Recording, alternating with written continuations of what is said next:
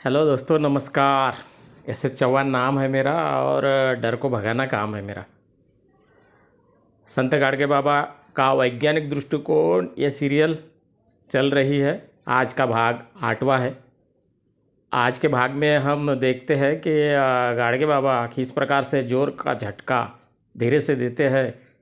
मैं बाबागिरी नहीं करता, मैं पाखंडी नहीं हूँ, मैं सच्चा सेवक हूँ, ये बताने का प्रयास करते हैं।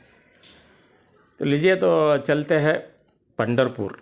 जब पंढरपुर में मराठा धर्मशाला का काम निर्माण कार्य चल रहा था, उस वक्त गाडगे बाबा वहाँ पर गए थे। गाडगे बाबा के दर्शन के लिए बहुत सी महिलाएं, पुरुष चारों तरफ से भीड़ जमाए हुए थे। उतने में वहाँ के एक नेताजी, राजनीति में काम करने वाले व्यक्ति आए। उनका नाम था बाला साहब खेर। बाला साहब खेर को लगा कि यहाँ पर क्यों भीड़ जम रही है। उन्होंने पूछा, एक व्यक्ति ने बताया कि यहाँ पर संत गाडगे बाबा आए हुए हैं, उनका दर्शन लेने के लिए, आशीर्वाद लेने के लिए लोग यहाँ पर इकट्ठा हुए हैं।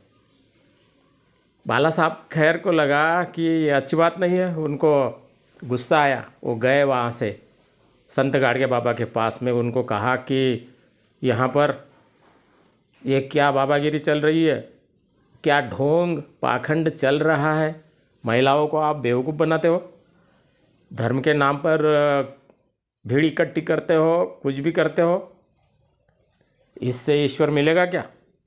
बंद करो ये नाटक।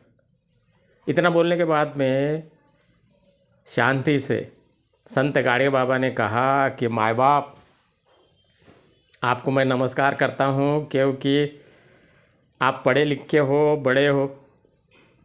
मैं तो एक अनपढ़ व्यक्ति हूँ। मेरे हाथ से कोई गलती हुई होगी तो मुझे बता देना, मैं सुधार कर लूँगा। उतना बोलकर बाला साहब खैर, जो खेर है, वो चले गए। कुछ दिनों के बाद में वहाँ का धर्मशाला का काम जब पूरा हुआ, तब मुंबई में गए संत गाडगे बाबा, और वो डिपार्टमेंट उनके तरफ था, बाला साहब खेर साहब के तरफ। वहाँ गए और उनको बताया, आमने सामने हाथ जोड़कर नमस्कार किया बाला साहब खेर को, और कहा कि आपकी और मेरी तो मुलाकात पंढरपुर में हो चुकी है। आपने जो उपदेश दिया था मुझे, मैंने सुना है। धर्मशाला का निर्माण कार्य पूरा होने के बाद आपके पास में आया हूँ। अब क्या करना है उसको सौंप रहा हूँ। मेरे रिश्तेदार का इसमें कोई रोल नहीं है, अर्थात कोई संबंध नहीं है। धर्मशाला का उपयोग सिर्फ और सिर्फ गरीबों के लिए होना चाहिए, लोगों के मदद के लिए होना चाहिए साहब। ऐसा बोलने के बाद बाला साहब खेर परेशान हो गए। नम्रता के साथ में उन्होंने हाथ जोड़े और कहा कि मेरे से गलती हो गई थी उस वक्त, आपको भला बुरा बोल दिया मैंने, मुझे क्षमा कीजिए गाडगे बाबा। गाडगे बाबा ने बोला, कोई बात नहीं है।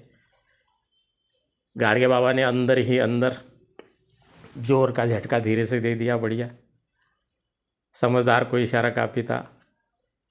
खेर साहब ने कहा, ठीक है, मैंने आपको गलत समझ लिया था। कुछ दिनों के बाद में बाला साहब खेर महाराष्ट्र के मुख्यमंत्री बने। हमेशा संत गाडगे बाबा के पास में जाते थे, उनकी सलाह लेते थे। एक दिन बाला साहब खेर ने गाडगे बाबा के लिए गाड़ी खरीद दी इस कार्य के लिए, और बाबा साहब का महत्व उनके समझ में आ गया। आजकल के संत हम देखते हैं दोस्तों, पैसा, प्रसिद्धि और महिलाओं के चक्कर में पड़े रहते हैं।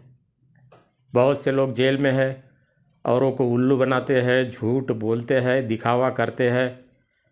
ये सच्चे संत नहीं हो सकते हैं। सच्चे संत तो सिर्फ संत गाडगे बाबा थे।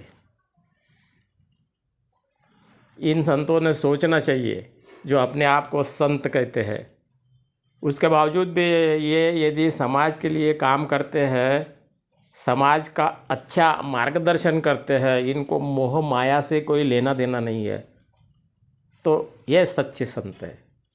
नहीं तो सब जंत है, सब बदमाश लोग है, ऐसा समझ लेना चाहिए आपने। किसी ने कहा है कि कुछ लोग औरों के मार्ग पर चलते हैं, कुछ लोग अपने पद चिन्ह बनाते हैं। अपना पद चिन्ह बनाने वाला संत गाडगे बाबा आज भी अमर है, कल भी अमर रहेगा। उनके मार्ग पर लोग चलेंगे तो सबका फायदा होगा। स्वच्छता अभियान अच्छे से चलाना चाहिए। दीपावली के उपलक्ष्य में लोगों ने बहुत कचरा किया है, प्रदूषण भी फैलाया है। ये कब सुधरेंगे? जब ये कचरा नहीं करेंगे, प्रदूषण नहीं फैलाएंगे, तब ये सुधर पाएंगे, ऐसा हमको कहना पड़ेगा। दोस्तों, ये दुनिया कहाँ से कहाँ जा रही है। असली लोग चले गए, नकली लोग बचे हुए हैं। जो इसके अंदर भी असली होंगे, उनको भी प्रणाम करता हूँ। दोस्तों, वीडियो को सब्सक्राइब कीजिए, लाइक कीजिए और शेयर कीजिए। गाडगे बाबा के बोलों को, उनके उपदेश को अपने ध्यान में रखिए और अच्छा काम समाज के लिए करने का प्रयास कीजिए। धन्यवाद।